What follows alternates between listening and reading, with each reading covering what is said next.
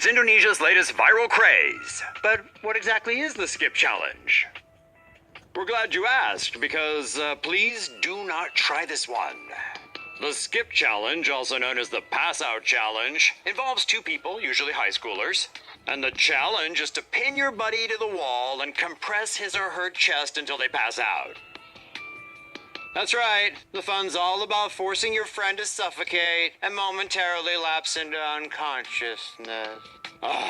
It really couldn't get much dumber than that. Players are often out cold for just a few seconds, but the stunt is inherently risky. Starving the brain of oxygen has caused skip challengers to collapse into terrifying convulsions. Oxygen starvation can lead to paralysis or even irreversible brain injury. And yet, kids will be kids. YOLO! One thoughtful citizen offered a warning to parents of the dangers involved in the game, and the post has been shared thousands of times on Instagram. You know, this skip challenge might really be cool right now, with some idiots. But you know what's not cool? Dying. So how about we stop this right here and now, shall we? Okay.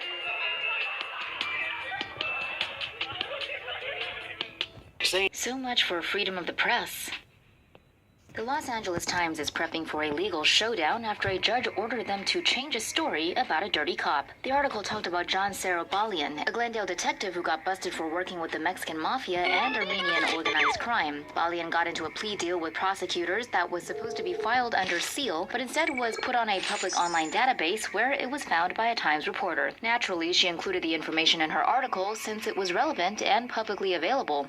Balian's lawyer apparently didn't think so and asked a judge to get the article thrown out. Luckily, he got one dumb enough to throw out First Amendment rights in favor of a dirty detective. The LA Times complied with the order to take out certain information, but is planning to fight back because the judge was clearly thinking out of his crap hole. Speaking of crap, Judge John F. Walter is now learning firsthand that is what you get when you tell the media what they can and cannot write about. Feel free to try us. We're pretty sure our courts out here uphold press freedom.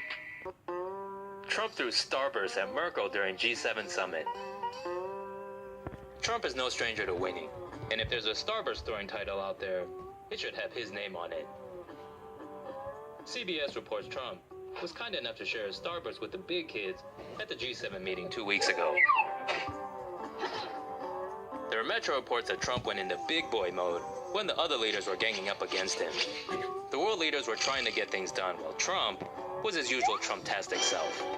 Apparently, Angela Merkel was pressuring Sonny Delight to sign a joint statement when he pulled the candies out from his pocket and said, "Don't say I never give you anything."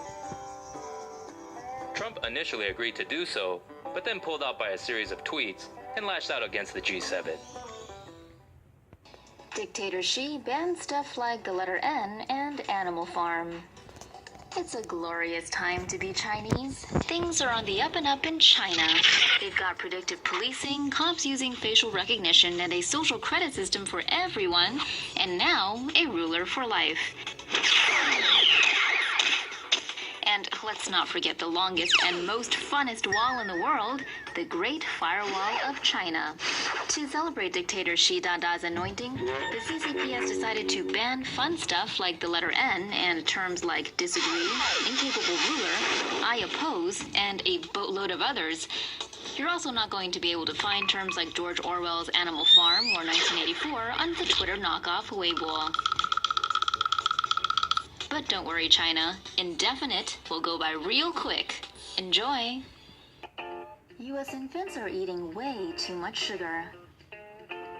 Here's some good news for health-conscious parents. American toddlers are basically black holes for processed sugar. A new study by the Centers for Disease Control and Prevention finds that U.S. infants are consuming excessive amounts of sugar that even exceed maximum levels recommended for some adults. The study looked at more than 800 children between 6 months and 23 months who had taken part in the 2011 and 2014 National Health and Nutrition Examination Survey, where parents were told to record every item their child ate or drank during a 24-hour period. Researchers focused on the sugar added during food preparation or processing, such as cane sugar, high fructose corn syrup, and honey, not natural sugars found in fruit or milk.